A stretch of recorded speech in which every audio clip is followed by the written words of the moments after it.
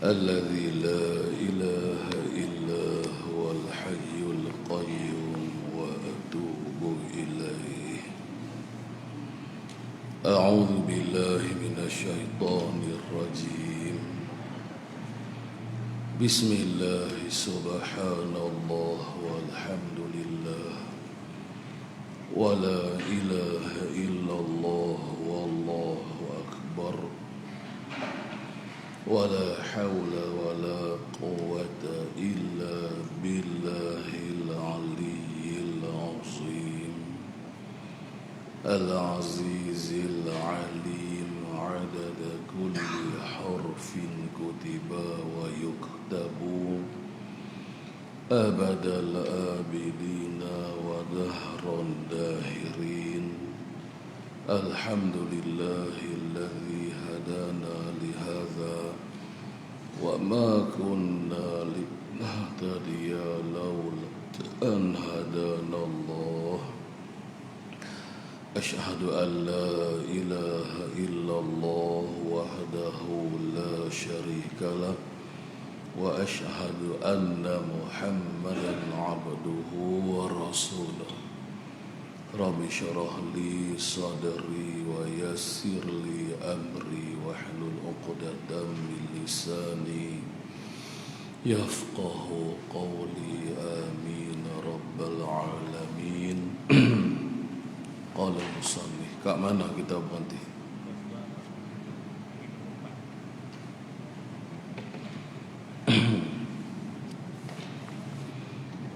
Qala al-musannif rahimahullah, muka surat 47 hadis nombor 4. Yang keempat, dalil yang keempat, dalil bagi sunat membaca doa qunut pada sembahyang subuh. Dalilnya ruwiya an Anasin radhiyallahu anhu anna Rasulullah sallallahu alaihi wasallam qanata syahran ba'da ruku'i ala ahya'in minal arabi thumma tarakahu. Muttafaqun alaih. Hadzal hadis muttafaqun alaih, yang berarti diriwayat daripada Anas bin Malik. Jadi hadis ini diriwayatkan perawinya yang menceritakan hadis ini yaitulah sahabat yang bernama Anas bin Malik radhiyallahu anhu, bahawasanya Rasulullah sallallahu alaihi wasallam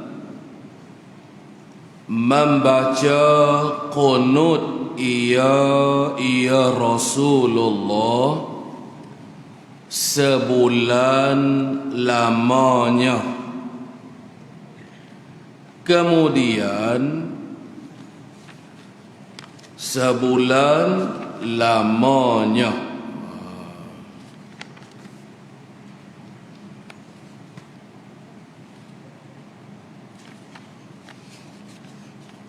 kemudian daripada rukuk.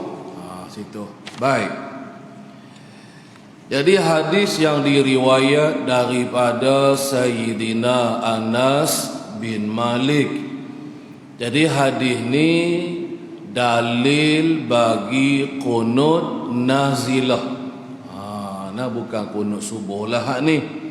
Nah, jadi kita masih lagi dengan tajuk hukuman membaca doa qunut pada sembahyang subuh. Yang kedua pada sembahyang witir nisfu yang kedua bulan Ramadan. Dan yang ketiga qunut ketika turun bala. Hak kita panggil qunut nazilah tu. Nah, jadi kita masih lagi dengan tajuk ni. Jadi kita apa yang musannif sebut sekarang ni ialah dalil. Nah, dalil bagi hukum sunat kita membaca qunut nazilah. Nah, baik. Jadi bahawasanya Rasulullah sallallahu alaihi wasallam membaca qunut. Qunut tu asal lughahnya artinya doa. Nah, bahwasanya baginda Rasulullah sallallahu alaihi wasallam telah membaca doa. Bahasa Melayu kita panggil doa, kan? Bahasa Arabnya kita panggil qunut. Selama berapa hari? Selama sebulan. Sebulan lamanya nya tu membaca qunut. Nah, satu ketika baginda Rasulullah telah membaca qunut selama sebulan sahaja. Kemudian bilakah yang baginda Rasulullah membaca qunut nazilah kita panggil? Nah, waktu turun bala, ketika ditimpa musibah. Kemudian daripada rukuk. Nah, inilah tempatnya.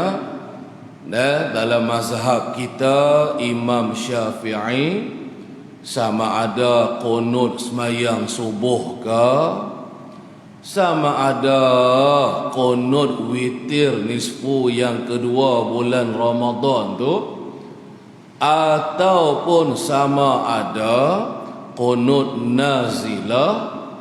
Tempat sunat kita bacanya ialah selepas rokok. Kita mangkit yang tidaklah maksudnya. Nah, tadi kita rukuk, lepas tu kita pun bangun i'tidal. Sami Allahu liman hamidah. Bacalah Rabbana lakal hamdu apa. Nah, lepas tu baca doa. Allahumma hdina fi man hadait. Kalau yang sembahyang subuhnya. Nah, itulah dalilnya. Baik, habis tang situ. Berdoa ia Rasulullah atas beberapa puak daripada orang Arab yang membunuh mereka itu akan sahabatnya. Kemudian selepas sebulan membaca doa qunut ni, meninggal akan dia akan membaca qunut. Baiklah. Jadi sejarah Nabi baca doa qunut ketika tu di Madinah lah maksudnya. Selama sebulan ni ialah berdoalah ia Rasulullah atah. Nah, kalau sebut kata atah ni maknanya doa laknat. Baginda Rasulullah berdoa kepada Allah supaya dilaknatkan ke atas beberapa puak beberapa puak kumpulan daripada orang Arab, iaitulah penduduk Najdi. Kata setengahnya An-Najdi ni ialah di Riyadh, di Arab Saudi hari ni. Tu An-Najdi, penduduk An-Najdi yang musyrikin lah, yang kafir musyrik. Mereka telah membunuh mereka itulah beberapa puak daripada orang Arab akan sahabatnya, sahabat Rasulullah. Baiklah, bahwasanya satu hari satu ketikalah satu orang kafir yang namanya Abu Bara Amir bin Malik. Dia ni satu orang kafir musyrik penduduk Najdi. Dia datang bertemu, berjumpa dengan baginda Rasulullah. Sejarah dia, kisahnya. Dalam kitab-kitab sirah ni banyaklah cerita kisah ni. Lalu baginda Rasulullah berdakwah, mengajak Abu Bara ni supaya masuk Islam lah.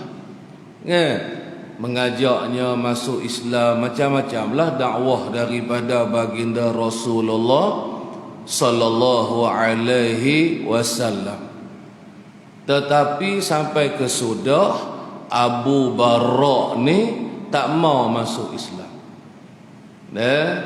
Sampai ke sud dia tak masuk Islam, dia tak mau menerima Islam, walaupun baginda Rasulullah telah berdakwah lah, mengajak dia masuk Islam lah. Selepas tu Abu Bara ni dia berkata lah kepada Rasulullah. Dia kata apa? Wahai Muhammad, walaupun dia tak masuk Islam kan, tapi nampak cara lagu dia berminat dengan agama Islam. Abu Bara ni. Lalu Abu Bara ni dia berkatalah kepada baginda Nabi, baginda Rasul, ya Muhammad.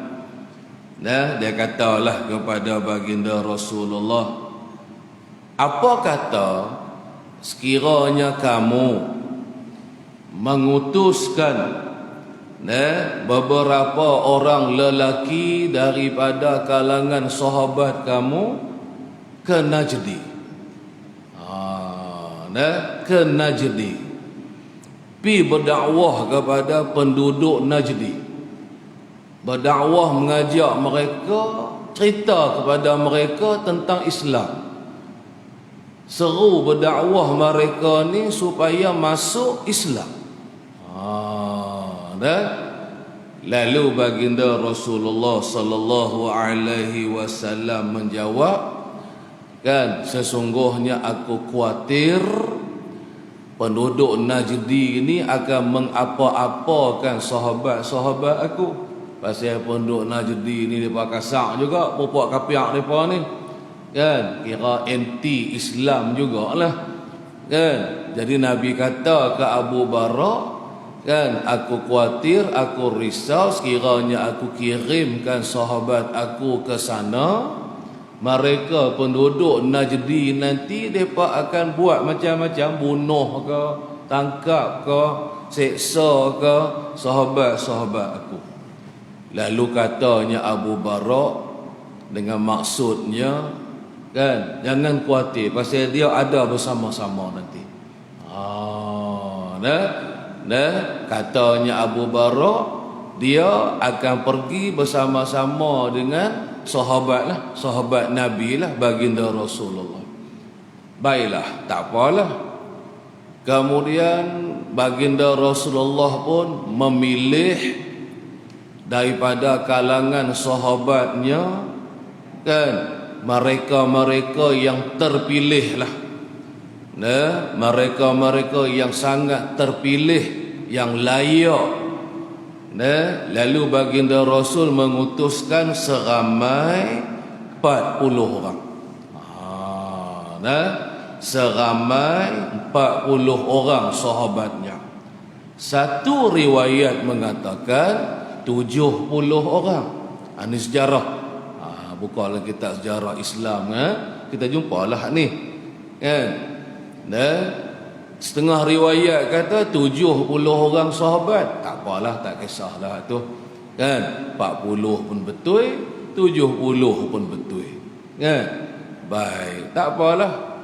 Kemudiannya sebelum sampai ke Najdi, rombongan sahabat Nabi ni berhenti di satu telaga, Bi'ru apa nama tak ingat dah, Bi'ru Ma'unah nama telaga tu lah. Tak jauh lah dengan Najdi ni, dengan Riyadh ni. Lalu sahabat mengutuskan satu orang pergi berjumpa dengan penduduk Najdi, kirim kata rombongan, kan, baginda Rasulullah telah sampai. Baginda Rasul tak pergi. Baginda Rasulullah tak pergi, kirim sahabat-sahabat saja. Baik, sesampainya duta yang seorang sahabat ni ke tempat Najdi tu, lalu dibunuh. Lalu sahabat ni dibunuh oleh orang-orang kafir musyrik An-Najdi tadi. Kemudian mereka menyerang, membunuh sahabat-sahabat yang lain. Ini cerita kisah ni. Mereka juga membunuh ramailah sahabat-sahabat Nabi, mati dibunuh. Ada beberapa orang saja yang tidak dibunuh, kan? Seorang ke berapa orang ke yang tak dibunuh, hal lain semua dibunuh oleh orang kafir penduduk Najdi. Nama lama dia An-Najdi lah, ya. Nama baru ni kata setengahnya ialah Riyadh hari ni. Baik, tak apalah. Lalu berita sahabat baginda Nabi diserang, dibunuh oleh orang-orang kafir penduduk Najdi ini sampai kepada baginda Rasul. Disampaikan berita kepada baginda Rasulullah bahawasanya sahabat yang dia kirim, kan, mengajak penduduk Najdi supaya masuk Islam ni telah dibunuh, kan, oleh puak kafir lah penduduk Najdi. Tu cerita dia. Ini kita mengaji ni musanah, musanah habaq sikit-sikit lah. Nak cerita tajuk kunut nazilah tu.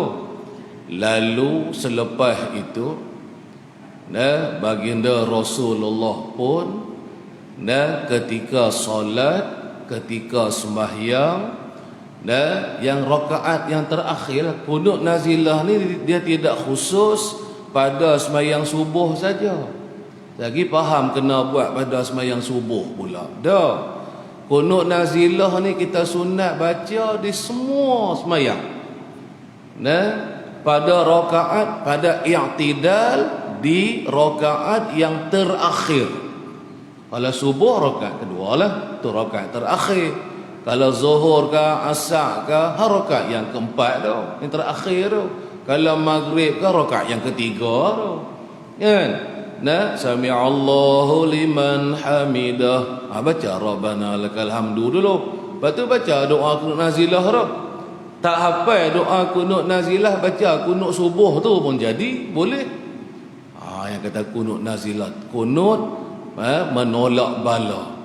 Dalam kunut nazilah yang baginda Rasulullah baca ni, baginda Rasulullah telah melaknat, Allahumma la'an. Tu kalimah hadisnya. Allahumma la'an ri'lan wa zakawan wa bani usayyah. Ya Allah, ya Tuhanku, engkau laknatkanlah, engkau laknatilah, laknatlah olehmu ya Allah, kan, akan Ri'lan, Bani Ri'lan, Zakawan, Bani Usayyah. Ini puak-puak kafir yang telah membunuh sahabat-sahabat Nabi, kan. Nabi doa laknat, orang panggil itu atas tu. Berdoa ia atas, makna Nabi kita berdoa minta Allah Ta'ala laknatkan ke atas beberapa puak kumpulan lah. Dia ramai lah puak dia tu kan, puak golongan musyrikin ketika tu daripada kalangan orang Arab. Berapa lama baginda Rasulullah baca doa kunut nazilah ni? Selama sebulan. Nah, selama sebulan. Kemudian meninggal akan dia selepas sebulan. Maka baginda Rasulullah pun tak baca dah apabila dah musibah hilang dah, apabila bala tu dah hilang dah kan. Tak payahlah kita nak baca kunut nazilah lagi. Tapi kalau masih lagi bala musibah tersebut duk ada lagi, baca kan, supaya kita duk kena zaman lah ni dengan zaman wabak penyakit ni kan. Sunat sebenarnya kita baca kunut nazilah ni tiap dalam sembahyang fardu kita ni kan. Tapi saja tak baca lah. Sunat dia bukan kata dibunuh ke apa, tak kira lah, asalkan kita umat Islam ditimpa musibah, ditimpa bala kan. Wabak penyakit tu contoh tu bala lah tu, musibah daripada Allah Ta'ala lah tu kan. Bala-bala ni mana tak ada dah nikmat.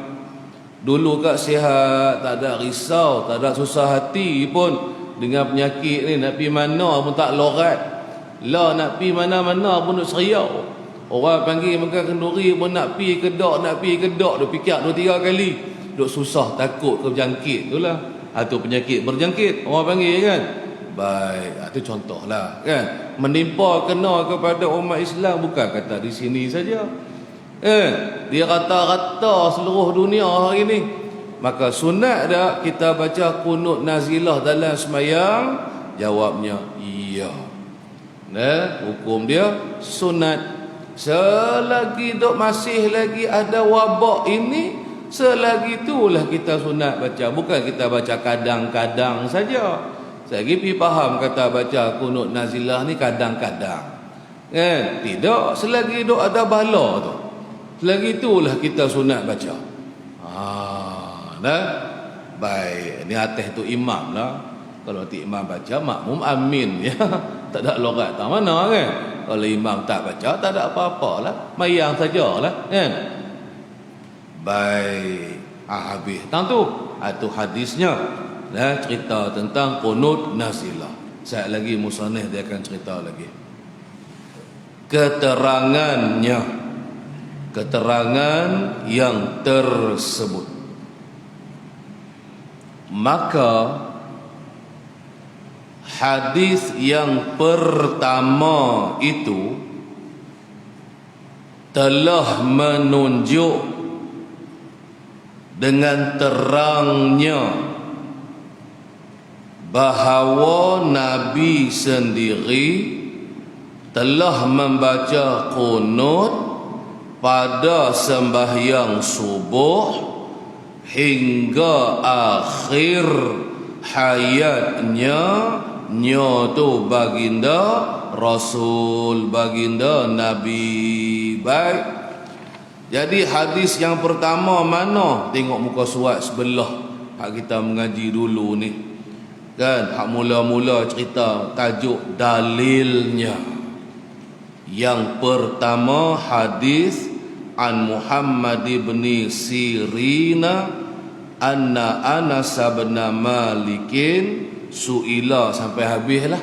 Itulah masuk hadis yang pertama tu kan, yang mana baginda Rasul Sayyidina Anas bin Malik ditanya orang, baginda Rasulullah baca doa kunut ke tak pada sembahyang subuh ni? Lalu jawab Sayyidina Anas, na'am, iya. Lepas tu nya lagi baca tu lepas rokok ke sebelum rokok, selepas rokok, masa mangkit i'tidal, bangun i'tidal, Nabi baca lah doa kunut. Jadi hadis ni kita boleh faham, kita boleh reti bahawasanya baginda Rasulullah membaca doa kunut pada sembahyang fardu subuh. Kadang-kadang kan Nabi baca doa kunut ni dak sampai habis umur, sampai akhir hayat baginda Rasulullah membaca doa kunut pada sembahyang subuh. Ni dalil kita yang pertama lah kan. Hak kata kita baca doa kunut tu bid'ah lah, tak betul lah, sesat lah kan. Dia tu lah hak sesatnya kan, dia tu lah hak tak betulnya pasal kita yang baca doa kunut tidak sesat. Apa nak menyesatkan kita yang baca doa kunut ni pasal apa Jadi orang yang mengatakan sesat kepada orang yang tidak sesat, sebenarnya dia tu yang sesat, sebenarnya dia tu yang tak betul kan. Baik, jadi ini yang pertama ni, dalil kita yang pertama. Seperti yang dinyatakan pada riwayat yang lain daripada Anas juga. Jadi yang mana baginda Rasul baca doa kunut pada sembahyang subuh lah selama hayat baginda Rasulnya kan, sebagaimana terdapat dalam satu riwayat yang lain. Tadi satu riwayat daripada Anas bin Malik juga, dalam satu riwayat yang lain, tetapi juga daripada perawinya Sayyidina Anas bin Malik. Tu berkata ia Anas bin Malik, adapun pada sembahyang subuh maka sentiasa ia Nabi membaca kunut hingga ia Nabi meninggal dunia. Itu satu riwayat hadis yang lain, perawinya juga daripada Anas bin Malik yang menyatakan dalam hadis tersebut bahwasanya baginda Rasulullah telah membaca doa kunut pada sembahyang fardu subuh. Baca, sekali kata tak baca pula. Baginda Rasul baca. Ni i'tiqad kita yang bermazhab Syafi'i. Hak yang tidak bermazhab Syafi'i itu ikut dia lah kita yang nak berpegang dengan hukum hakam yang telah disebut dinyatakan oleh Imam Syafi'i, itulah kita panggil mazhab Syafi'i kan. Turut apa Imam Syafi'i kita kata, baca kunut ni hukuman dia sunat, bahkan sunat muakkad, sunat sangat-sangat dituntut, sunat ab'ad lagi kan, bukan sunat hay'ah. Sunat ab'ad ni kalau tinggal maka akhir sembahyang sunat kita sujud sahwi. Tu siapa tinggal baca doa kunut, bahawasanya sangat besar, sunat yang sangat-sangat dituntut kita buat pada sembahyang subuh lah kan. Hak kata doa kunut ni. Baik, habis dalam situ. Maka sentiasa ia Nabi membaca kunut, sentiasa tak tinggal-tinggal hingga ia Nabi meninggal dunia. Ni hujah kita, ataupun inilah dia dalil kita. Kita duk mengaji, kita duk baca doa kunut dalam sembahyang subuh, bukan kita baca suka-suka kita baca, kita tahu hukumnya sunat. Seluruh kitab-kitab dalam mazhab Imam Syafi'i mengatakan sunat kan. Bahkan Imam Syafi'i sendiri telah memilih doa kunut yang baginda Rasulullah telah ajak kepada cucunya Sayyidina Hasan. Ni hak kita duk baca ni.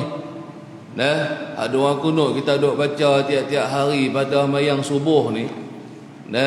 Ialah bacaan doa kunut yang telah baginda Rasulullah sallallahu alaihi wasallam ajak cucunya, cucunya anak Sayyidina Ali dengan Fatimah Hasan bin Ali karramallahu wajhah, kan?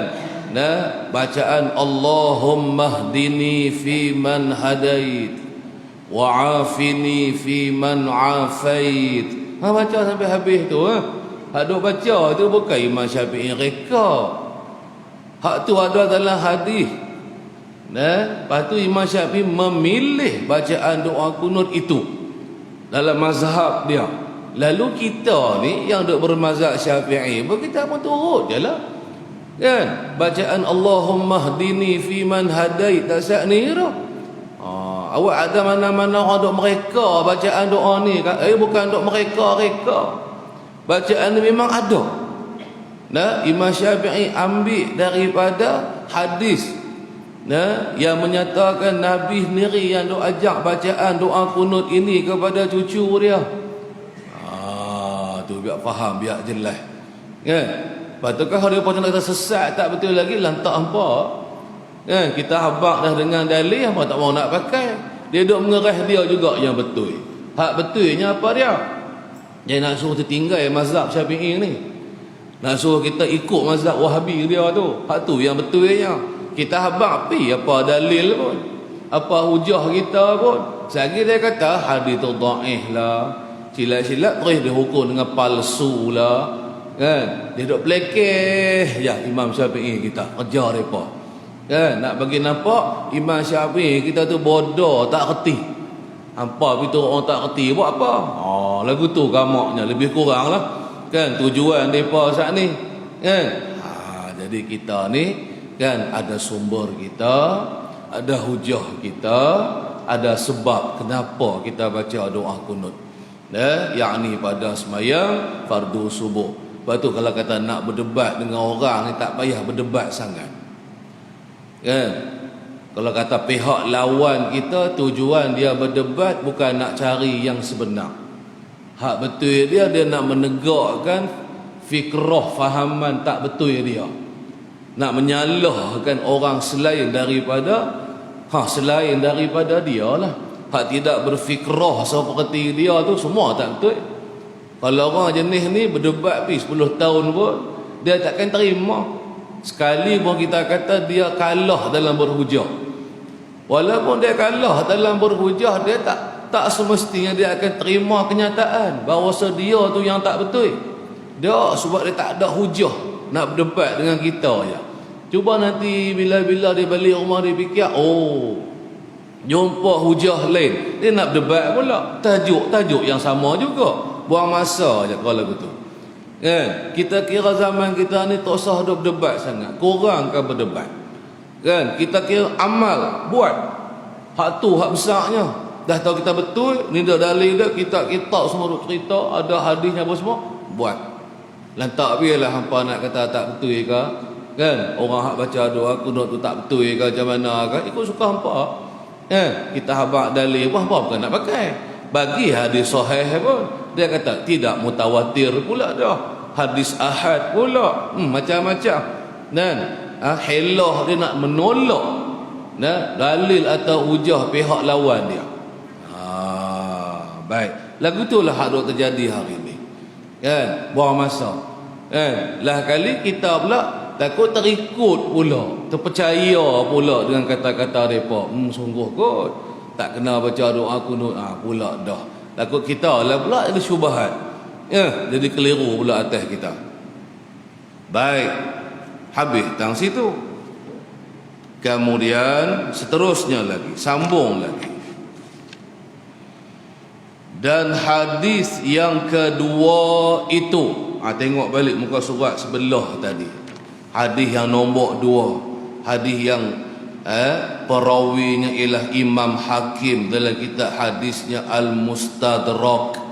Hadis riwayat daripada Abi Hurairah radhiyallahu anhu, yang mana baginda Rasul setelah bangun daripada rakaat pada sembahyang subuh di rakaat yang kedua, baginda menadah 2 tangan. Kemudian baginda Nabi membaca Allahumma hdini fi man hadait. Itu hak hadis yang kedua kita baca hari itu. Baik. Jadi hadis yang kedua ni menunjuk akan lafaz qunut yang dibaca oleh Nabi itu dah sunat, kita tahu dah sabit hukum sunat membaca doa qunut pada sembahyang fardu subuh. Sunat pada sembahyang fardu subuh rakaat yang kedua sembahyang fardu subuh, apakah bacaan qunutnya? Nak baca doa yang macam mana? Doa yang dibaca oleh baginda Nabi, Allahumma hdini fi man hadait. Kalau solat berjamaah kan, Allah tu imamnya, Allahumma hdina fi man hadait. Kalau pakak-pakak nak baca Allahumma hdini fi man hadait. Kalau kita makmum nak amin, imam seorang yang baca, kita katalah Allahumma hdina kan, tu imam tu. Lagi tu jatuh salat lah pasal apa imam baca Allahumma hdina. Sunat kalau berjamaah, tu imam dalam doanya kalau kalimah mufrad digantikan dengan kalimah jamak. Ni aku, na tu tidak kami, gitu je. Baik, habis tang situ.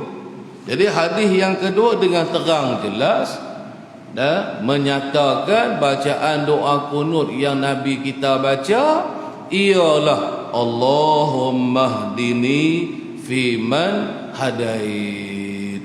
Kan? Kemudian inilah bacaan doa qunut yang telah dipilih oleh Imam Syafi'i. Banyak lagi doa-doa. Macam-macam doa ada, boleh baca. Tapi dipilih oleh Imam Syafi'i akan bacaan Allahumma hdini sampai habislah. Baca Allahumma hdini fi man hadait tak jadi sampai habis. Kata aku baca tu saja pula kot. Kan? Baca sampai habislah. Fa innaka taqdi wa la yuqda alaik. Apa kan?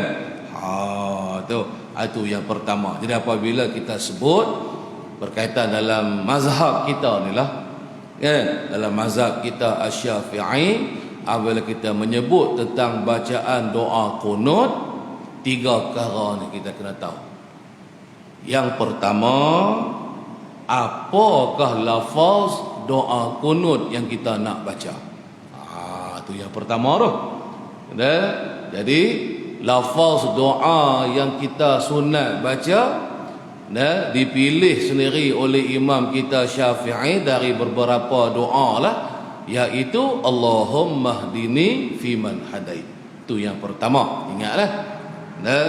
Lepas tu yang kedua, perbincangan tentang doa qunut, kan, cara sifat bacaan doa qunut tu. Kalau kita sembahyang seorang-seorang, kita baca pelan-pelan. Kan? Kalau kita sembahyang seorang-seorang lah, bayar subuh itu seorang diri baca takat dengar ke telinga kita ya. Kita bacalah Allahumma hdini fi man hadait. Macam biasalah. Kalau kita solat berjamaah, maka disunatkan bagi imam baca doa qunut dengan jahar, dengan kuatkan suara, kan? Nak baca sampai habis dengan kuatkan suara pun kan, pun tak apa. Ataupun sampai tanfa'inaka taqdi tu perlahan pakak-pakak baca boleh juga, kan? Dia ada beberapa kaifiat bacaan doa qunut ni kalau solat berjamaah, kan? Ataupun dari awal lagi imam baca pelan, kita belakang ni bacalah. Kalau imam tu baca pelan dah tak dengar, kan? Kalau kata imam tu baca doa qunut dengan kuat, Allahumma hdina fi man hadait, kitanya amin jelah hak jadi makmum ni, kan? Tu yang kedua. Lepas tu yang ketiga apa dia? Masa mana, di tempat mana kita nak baca qunut, iaitu dalam i'tidal rakaat yang kedua pada sembahyang subuh. Tadi kita habaq dah, kan? Bangkit-bangkit daripada rukuk itulah pergi ke i'tidal, Kan dah berdiri betul kita baca dulu Rabbana lakal hamd. Kan habis kita baca hak tu baru kita mula. Kalau tu imam dialah baca Allahumma hdina tu. Kan kalau kita bayang seorang-seorang berdiri bagi betul dulu. I'tidal kita tu. Lepas tu baca Rabbana lakal hamdu dulu. Lepas tu baca doa Allahumma hdini fi man hadait. Kemudian apa yang kita mengaji ni, apa dia yang musannif nak isyarat kepada kita. Kitab kita mengaji pagi ni lah, tajuk berkaitan tentang bacaan doa kunut pada mayat subuh ni, nak cerita, nak isyarat kepada kita bahawasanya bacaan doa kunut ni sabit, ada, disunatkan kita baca pada semayang subuh. Tu je bagi faham tu. Saya takutnya ada setengah kita ni takutnya takut tak faham. Ada sungguh ke baca doa kunut pada semayang subuh? Takut ada fahaman lagu tu. Kan lah ni tujuan kita belajarnya lagi, semualah kebanyakan yang musannif sebut ni nak menyata, nak bagi tahu kepada kita, ya sabit sungguh sunat kita baca doa kunut pada semayang fardu subuh. Bukti dalilnya hanin dia. Kan ada bukti, ada dalil dengan hadis Nabi apa semua tak sah. Kan tak sah ni kita sebut dah. Jadi ia mengisbatkan, ia mensabitkan akan sunatnya baca doa kunut. Tak mau baca tak ada lorat apa. Nama pun sunat. Ya, selagi kita faham kata wajib, kita tak kata wajib, tak mau baca langsung. Mekik sami Allahu liman hamidah rabbana lakal hamd. Kan? Terus sujud. Dia segan ke ataupun dia tak tahulah kat dia, terlupa ke kan? Terlupa lah selalunya kita ni nak baca doa kunut, tak apa, batal tak semayang? Tak batal. Lepas tu dia akhir semayang, sunat sujud sahwi. Gitulah hukum hakam baca doa kunut pada semayang subuh ni. Kan? Bukan payah mana, tak ada payah mana sebenarnya masalah ni. Kan? Hak duk loratnya ada orang duk tui kat belakang. Duk kata tak betul. Duk tojoh bukan tui. Duk tojoh. Duk kata, oi. Hampa baca doa kunut mana ada? Cuba buka tengok dalam internet tengok. Oi, hak puak kata mana ada baca doa kunut? Bid'ah lah, Nabi tak baca lah begitu begini. Kan? Pas kita orang kampung ni lah, kan katalah orang kampung, kan? Betul ke? Kan? Selama ni duk baca doa kunut tak apa tu, ada pula kata mana sunat baca doa kunut. Pagi ni kita mengajilah dan nak bagi hilang kemuskilan kita. Kan? Kok ragu-ragu sabit ke dak hukum sunat baca doa kunut ni? Ni dia. Kan? Maka jawapan dia sabit. Dan sunat kita baca doa kunut. Hampa tak mau baca? Sudah. Kan? Aku tak ada kata hampa sesat. Hampa pula pergi kata kami yang baca doa kunut ni sesat. Hampa nak tak mau baca, kami tak kata sesat pun. Suka hati hampa lah. Hak tak tahan yang saat ni kan duk jolok pergi kata sesat pula dah. Kita kalau sesat dia buat benda haram ni. Ingat tu kalau sesat ni. Dah. Baik. Dia buat tak buka pintu. Baik. Tak ada kerja. Tak apa. Baik, habis tang situlah, senang saja nah. Kemudian dan hadis yang ketiga. Mengaji tu biar clear sungguh, biar faham sungguh.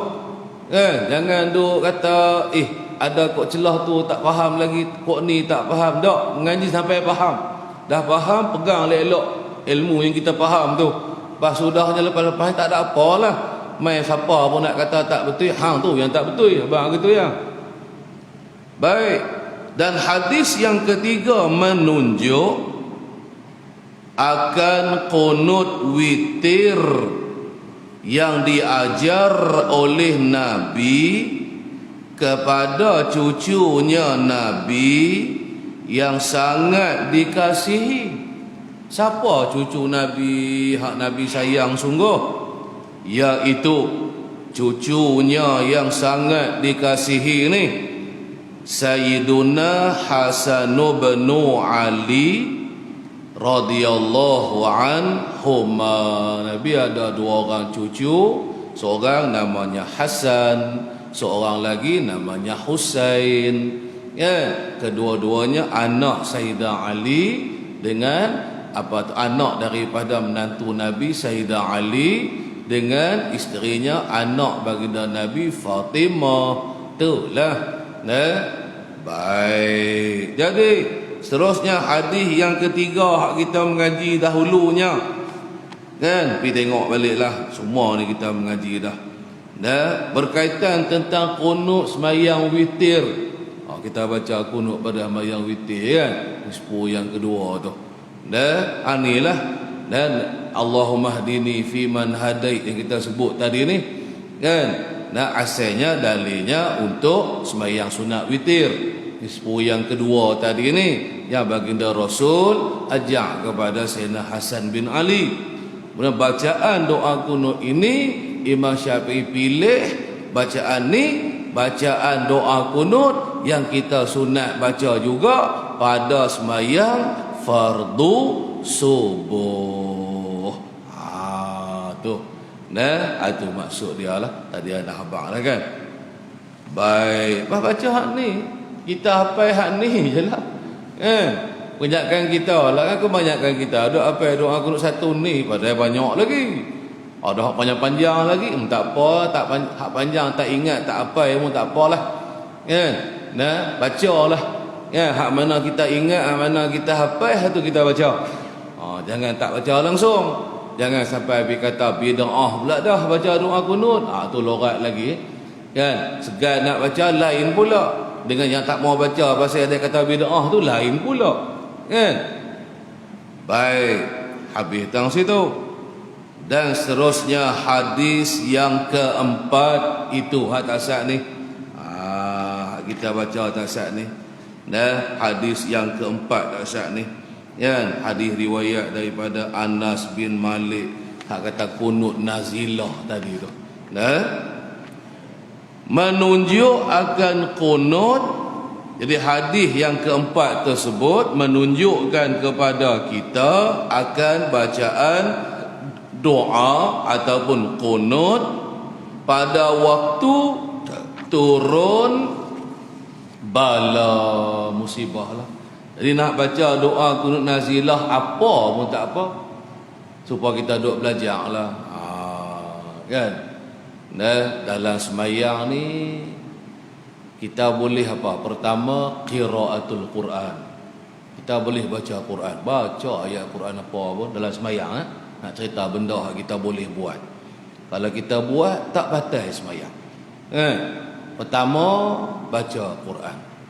Tu kita baca Fatihah tu ayat Quran tu. Lepas tu habis baca Fatihah kita baca surah. Nak baca surah panjang pun boleh, sederhana panjang pun boleh, hak pendek pun boleh, baca. Baik, itu yang pertama. Yang kedua, hak kita boleh dalam sembahyangnya ialah berdoa. Dalam sembahyang ni kita boleh baca apa? Doa. Boleh. Masa mana boleh? Dalam masa sujud ke? Saat ni kita baca masa i'tidal rakaat yang kedua sembahyang subuh ke? Atau kita nak baca qunut nazilah, sama ada doanya doa yang mangqul dari Nabi ke, kan, yang kita panggil doa yang maksur, ataupun doa yang tidak maksur, yang bukan doa tu pernah dibaca oleh Nabi, boleh, kita boleh baca. Nak batal sembahyang pasal apa? Pasal ada sebangsa manusia tu dia kata kalau nak baca apa pun doa dalam sembahyang kena baca doa hak Nabi baca. Kalau kita baca bukan doa hak Nabi pernah baca, tak sah sembahyang kita. Tak, bukan lagu tu. Ada doa hak Nabi baca, ada doa yang Nabi tak baca tapi sahabat Nabi baca. Ataupun orang-orang soleh kita baca, boleh baca. Dua. Yang ketiga, kita nak berzikrullah, boleh dalam sembahyang memang kita nak berzikrullah. Kan? Masa rokok kita baca subhana rabbiyal azimi wa bihamdi.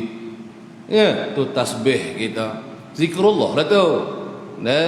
Dalam masa sujud kita kata subhana rabbiyal a'la wa bihamdi. Baca tasbih ke, takbir ke, tahlil ke, kan? Ikutlah apa zikir kita nak baca dalam sembahyang. Boleh. Dia je yang tak boleh apa dia? Kita baca doa dalam bahasa Melayu. Tak usahlah. Kan? Dia hentak masa sujud, ya Allah ya Tuhanku, kau murahkanlah rezeki aku. Kata pula di mulut.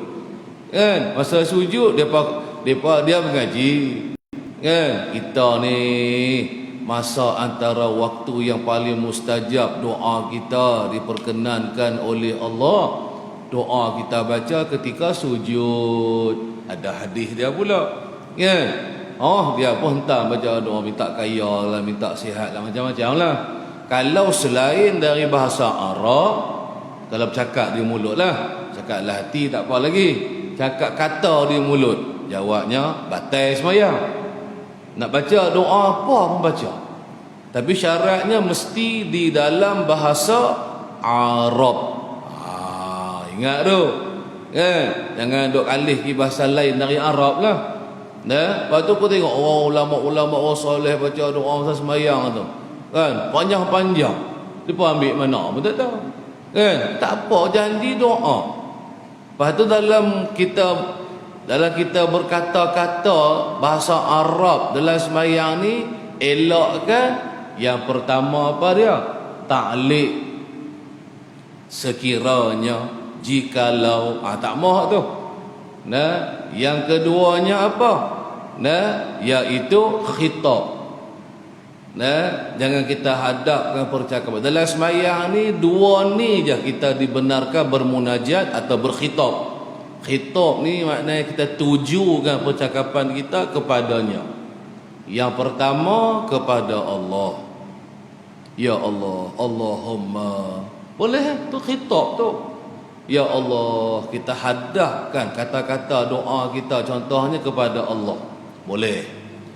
Yang kedua kepada baginda Rasulullah. Dalam sembahyang kita boleh hadapkan perkataan kita kepada baginda Rasul. Boleh.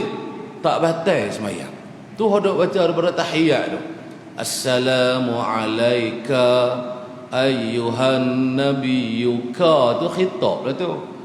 Mudah-mudahan keselamatan ke atas engkau. Engkau tuju ke siapa? Tuju ke Rasulullah. Kan? Batal tak bayang? Tak batal. Dua ni tak apalah.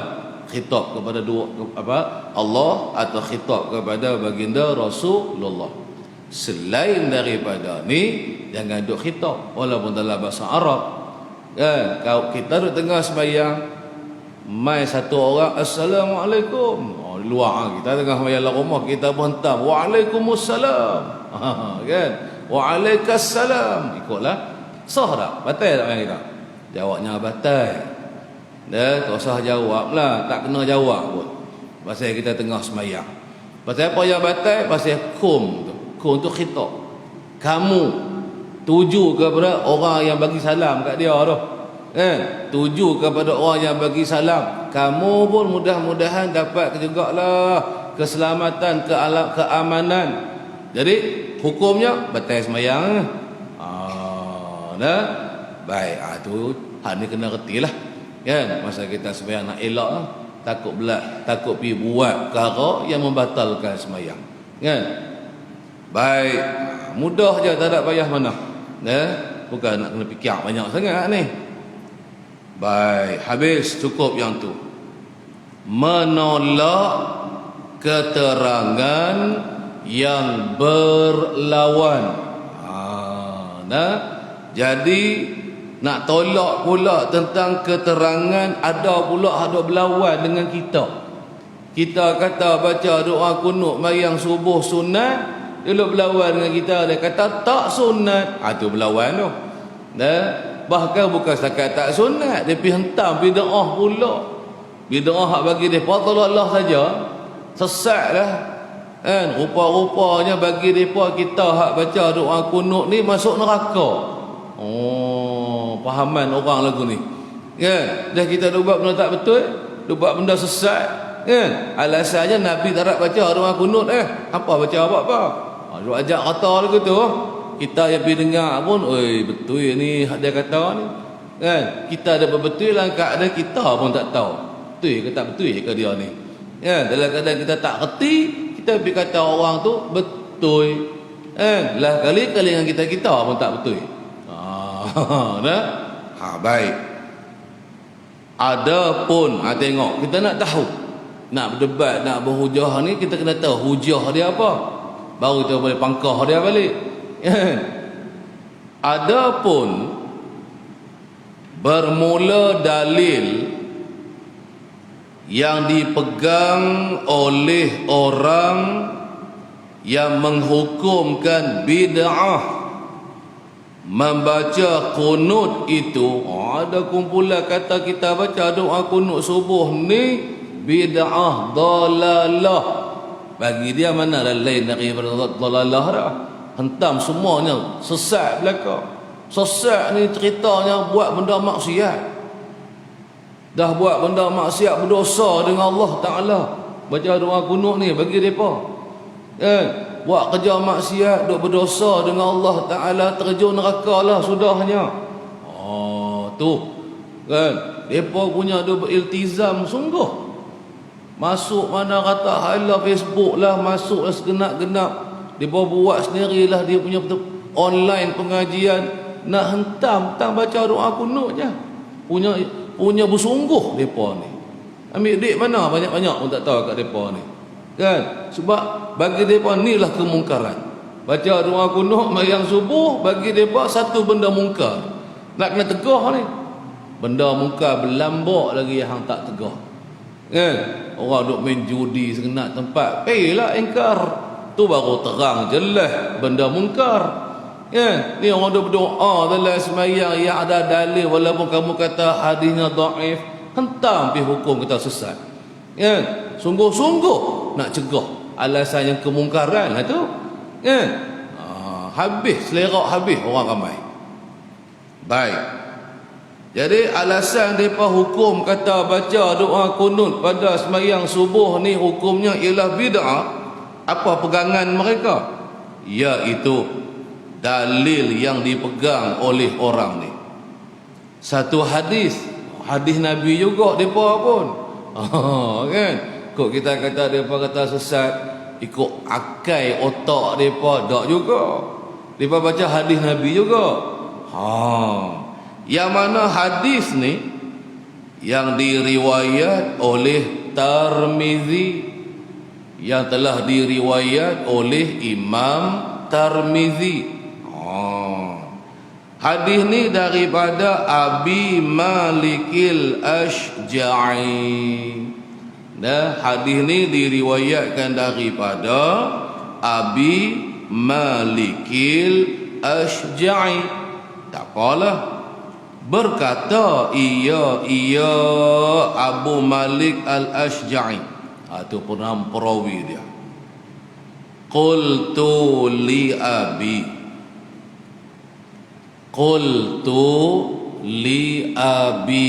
Itu baris dia. Ya abati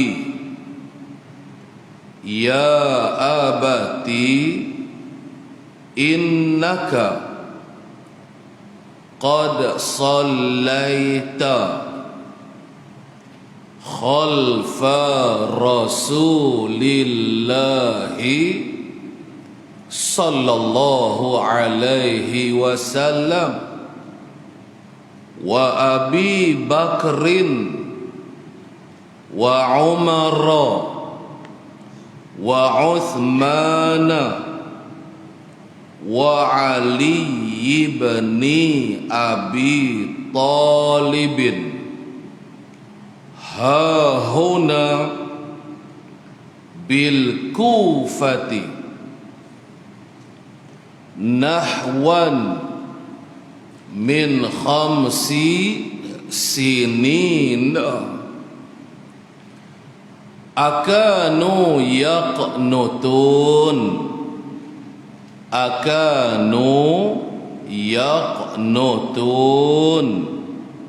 Faqala ay bunayya muhdatsun.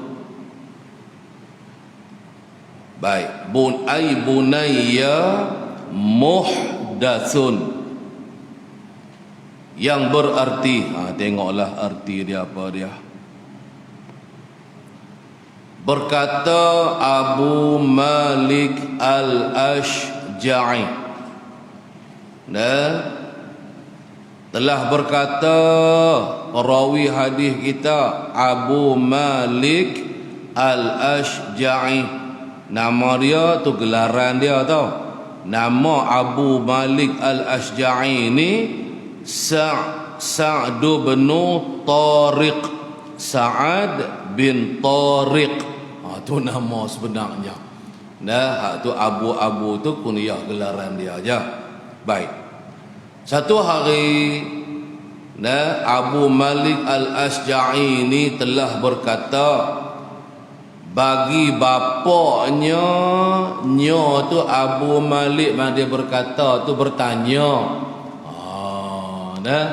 Satu hari bertanya kepada ayah dia, baiklah, hai bapakku, wahai ayahku. Anak jumpa bapak kan. Ya abati, wahai ayahku, wahai bapakku. Ikutlah, nak terjemah lagu mana pun kan. Sesungguhnya engkau telah bersembahyang di belakang Rasulullah sallallahu alaihi wasallam. Wahai bapa, sesungguhnya engkau. Jadi anak namanya Sa'ad, pak tu nama apa? Tariq. Sahabat Nabi saat ni. Pak tu sahabat lah, pak tu. Jadi engkau sesungguhnya telah bersembahyang di belakang Rasulullah sallallahu alaihi wasallam. Kan, jadi makmum lah, jadi makmum. Berimamkan dengan baginda Rasulullah. Dan yang kedua, dan Abi Bakrin. Dan selepas dari wafatnya baginda Rasul, naiklah khalifah Sayyidina Abu Bakar. Kan, si ayah ni masih hidup lagi, pernah juga kan jadi makmum ikut imamnya Sayyidina Abu Bakar. Lepas tu Umar dan juga dengan Sayyidina Umar. Kan? Dan kamu juga pernah berimamkan sembahyang berjamaah ni lah. Kan? Imamnya Sayyiduna Umar. Begitulah Osman. Dan juga dengan Sayyidina Osman, ayah ni. Kan, hebatlah ayah ni. Kan? Dan juga turut sembahyang berjamaah jadi imamnya Sayyidina Osman jadi imam. Dan yang keempat, yang kelima lah, dan Ali, dan juga turut Sayyidina Ali jadi imam. Hak ni Sayyidina Ali masa mana?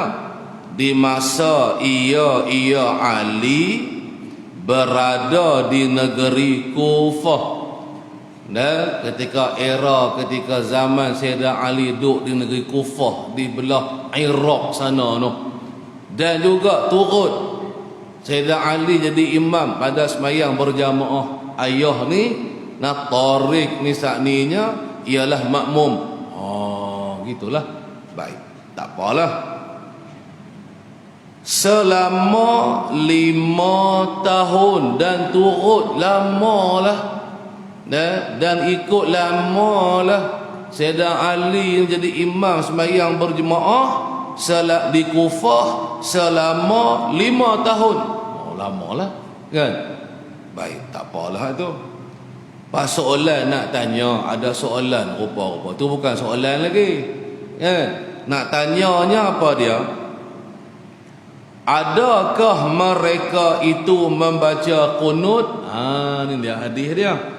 Nah, soalannya, adakah mereka itu Rasulullah, lepas tu Sayyidina Abu Bakar, Sayyidina Umar, Sayyidina Osman, Sayyidina Ali, itulah mereka itunya membaca qunut.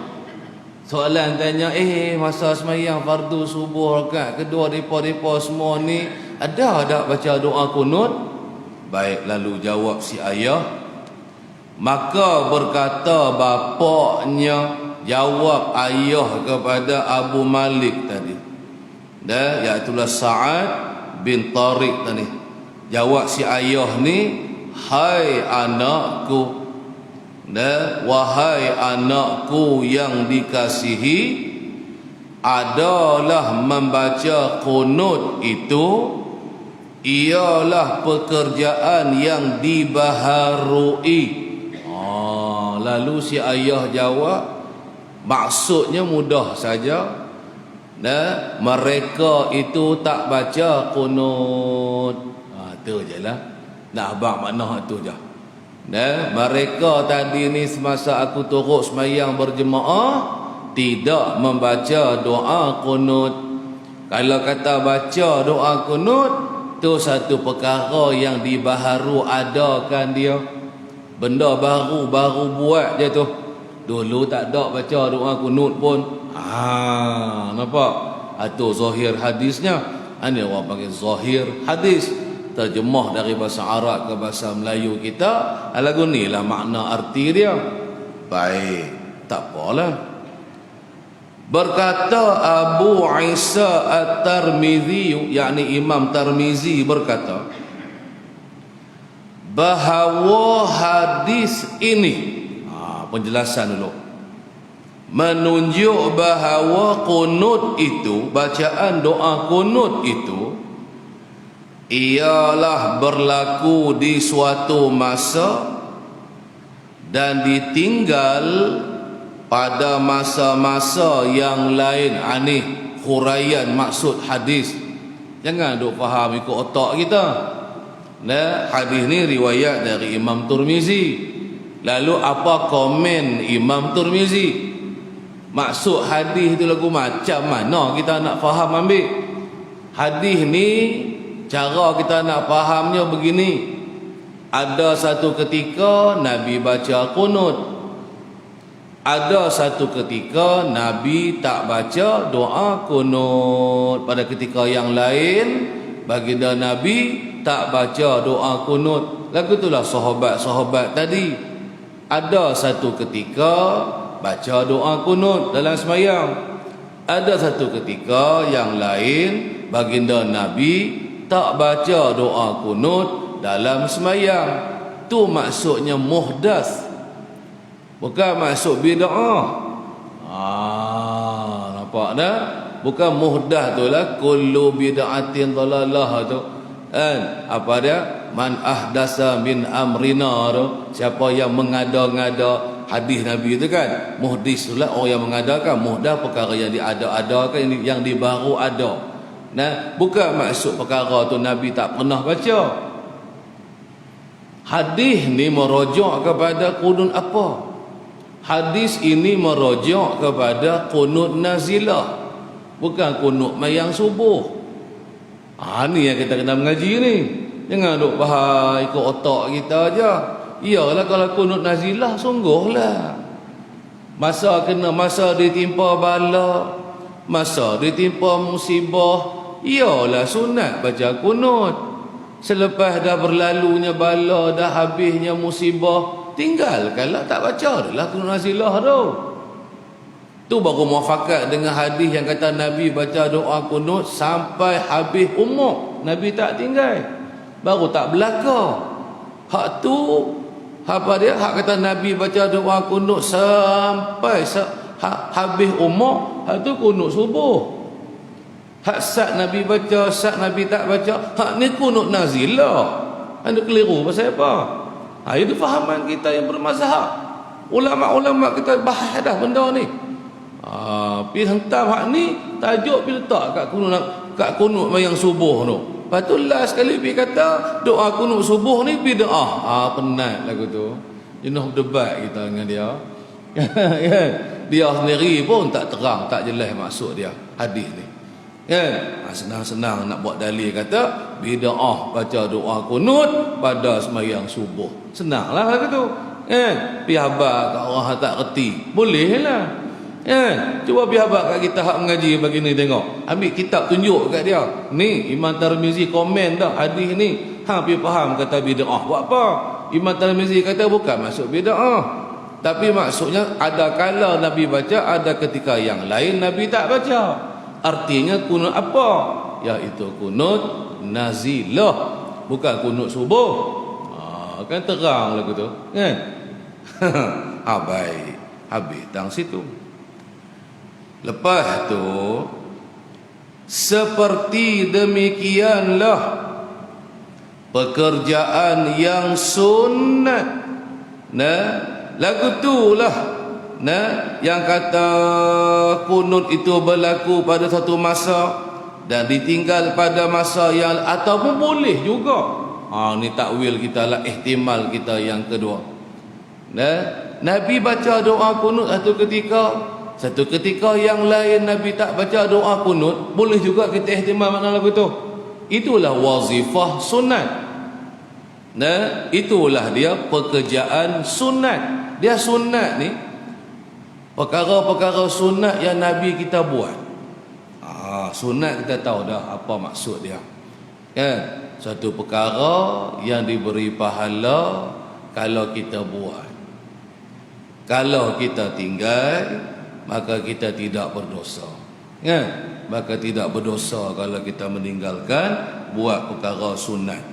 Kan? Ada sunat yang Nabi sentiasa buat, tak tinggal-tinggal. Ada perkara sunat yang lain, ada ketika Nabi buat, ada ketika Nabi tak buat. Kita kena faham tu. Lepas tu ada satu lagi sunat tambahan. Kita umat mencontohi, meniru perbuatan sunat yang perbuatan Nabi buat. Contoh kelakuan Nabi makan, cara Nabi duduk, cara Nabi pegang nasi makanan, berapa jari, cara Nabi duduk, cara Nabi makan lah. Lagu tu lah minum 3 napas apa tu cara Nabi minum. Kan? Sunat kita turut, sunat kita ikut. Sekalipun tak ada datang suruhan, sekalipun tak ada datang suruh buat seperti yang Nabi kita buat, sunat juga. Jadi sunat, perkara-perkara sunat ni banyak, ada macam-macam. Jangan duk keliru. Jadi kalau kita ihtimal doa kunut yang Nabi baca tadi lah kunut pada sembahyang subuh, iyalah satu ketika Nabi buat, Nabi baca, satu ketika Nabi tak baca. Lagu itulah kalau kata tidak dimuwazabah. Ataupun ihtimal yang pertama tadi maksudnya ialah doa kunut nazilah, boleh belaka. Hadis ni dah lepasnya mutlak, boleh ihtimal macam-macam. Tadi Nabi baca doa kunut tak tinggal sampai habis umur. Kan? Itu menunjukkan Nabi baca kunut. Jadi merujuk kepada apa? Merujuk kepada kunut subuh. Lagu itulah huraian-huraian ulama bahas lah, kan? Baik. Lagi pula riwayat orang yang mensabitkan kunut itu menunjuk atas bertambah pengetahuan mereka atas orang yang menafi akan dia akan kunut itu. Baik, lah ni ada dua lah. Satu, yang pertama kalangan sahabat Nabi yang mensabitkan, yang mengatakan sunat, maksudnya sunat baca doa kunut. Yang kedua, yang menafikan, yang tidak mensabitkan adanya bacaan kunut, yakni pada sembahyang subuh. Baik, ada dua kumpulan di situ. Kan? Antara dua kumpulan ini, yang mensabit dengan yang menafi, yang mensabitkan tu lebih lagi ilmu pengetahuan dia berbanding dengan yang mengingkar atau yang menafikan adanya bacaan doa kunut tersebut. Sebab apabila datang sabit, kan, menyabitkan tentang sunat baca doa kunut ni, kan, bermaksud orang yang mensabit kata lebih berpengetahuan. Contohlah, kan, contohlah kalau kita buka dalam satu kitab fiqh kita, Al-Hawil Kabir karangan Imam Mawardi kita,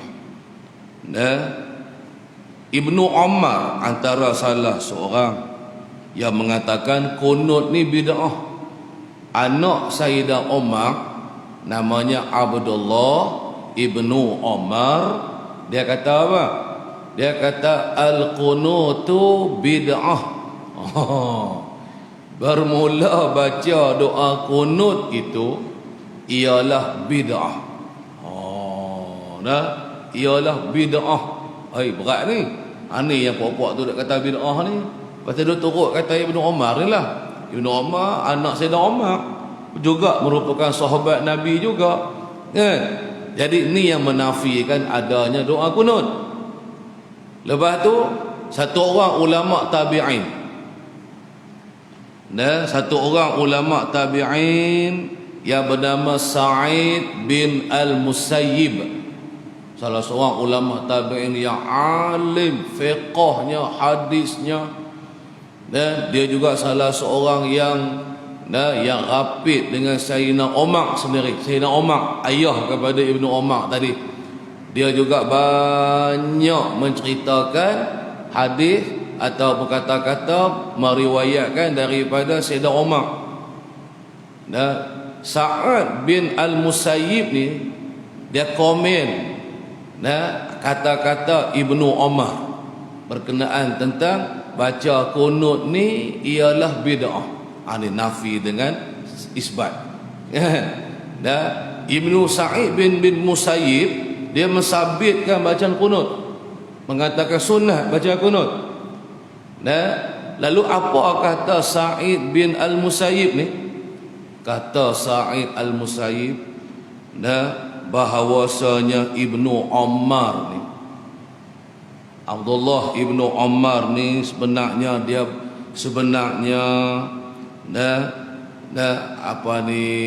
dia semayang dengan ayah dia. Ayahnya Sayyidina Umar lah. Dan Sayyidina Umar membaca akan doa kunut pada semayang. Ibnu Umar turut, tetapi dia telah lupa. Katanya Sa'id bin Musayyib, tetapi Ibnu Umar dia tak teringat, dia terlupa bahawasanya dulu dia pernah berimamkan semayang dengan ayahnya, dan ayahnya baca doa kunut. Sayyidina Umar baca doa kunut pada mayang fardu subuh. Ini isbat, menunjukkan dia lebih berpengetahuan, dia lebih berilmu berbanding dengan orang yang terus nafi ya. Tak ada kan, sebarang hujah pun tak ada, kan. Hak ni hak kata isbat, sabit baca doa kunut, buat mai datang dengan hujah pula. Ni dia dalil dia, ni dia bukti dia, kan. Jadi orang yang hafaz dengan orang yang tak hafaz, orang yang ingat dengan orang yang tak ingat, kita kena dahulukan orang yang ingat. Sebab orang yang ingat dia akan mengalahkan orang yang tak ingat. Dia tak ingat, dia tak boleh berhujah. Yang kawan ni dia boleh main hujah dalam keadaan dia ingat, dia tahu, menang dia. Sebab itulah menang hukum mengatakan sunat kita baca doa kunut. Tu hujah ulama kupas panjang lagi, kan. Ni kena mengaji lain kali pula. Dia cerita tajuk doa kunut dia pun hebat ulama bahas, bukan main kok luak-luak biasa-biasa ni, bahas ilmu sungguh, ilmiah sungguh, kan. Tak sadar kata Imam Syafi'i bodoh, tak ertilah, kan. Orang alim mujtahid lagi, kan. Lepas tu nak bandingkan dengan diri kita tak ada ilmu ni, kan. Jumpa sepatah dua hadis, dan nak kata tak sunat baca doa kunut mayang subuh. Penat juga lagu tu. Baiklah, habis tang situ. Jadi maka sudah tentu, mana dia?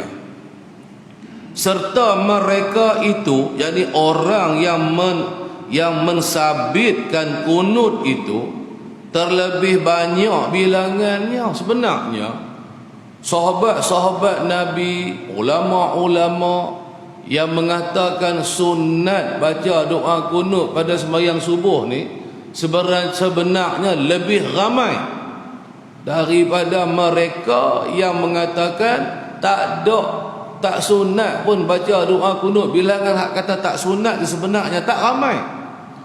Lebih ramai lagi sahabat-sahabat Nabi yang mengatakan sunat baca doa kunut.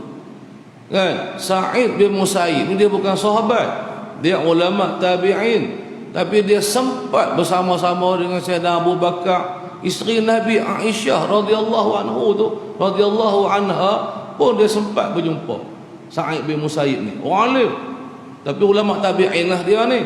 Dan juga jumpa dengan Abu Hurairah, Sayyidina Umar dan sangatlah, kan? Lepas tu tu dia bahagian ilmu lah, kan? Bahagian ingatan, hafalan tadi ni. Jadi kaedah kita maka sudah tentu wajib didahulukan riwayat mereka, yakni mereka saat ni orang yang mensabitkan kunut daripada orang yang lain. Jadi kesimpulannya apa ni?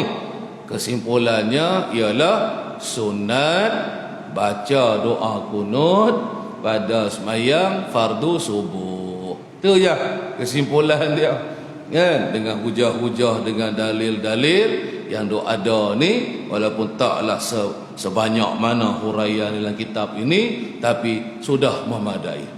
Cukup dah bagi kita yang nak tahu sabit ke tak ni bacaan kunut pada sembahyang subuh. Ini dialah bukti-bukti dia. Tak, kalau kita berdebat kalah pun lantak bilah, kan? Kita duk pegang dengan ilmu kita ni, kata-kata ulama ahli sunnah kita. Baiklah, kita berhentilah setakat tu dulu. InsyaAllah lah ni kita sambung lagi lah bulan depan. Jadi kita berhenti pada kata adapun hadis Ibni Mas'ud ila akhirih. Wallahu subhanahu wa ta'ala a'lam. Wallahu a'lam ay alim. Pagi ni kita tak buat tahlil lah. Ada banyak yang kita nak buat ni. Kita baca doa biasa sudah. A'udzu billahi minasyaitonir rajim. Bismillahirrahmanirrahim. Alhamdulillahi rabbil alamin, wassalatu wassalamu ala sayyidina Muhammad wa ala alihi wa sahbihi ajma'in. Allahumma iftah alaina futuhal arifina bihikmatik وانشر علينا رحمتك وذكرنا ما نسينا يا ذا الجلال والإكرام وصلى الله على سيدنا محمد وعلى آله وصحبه أجمعين والحمد لله رب العالمين تقبل الله منا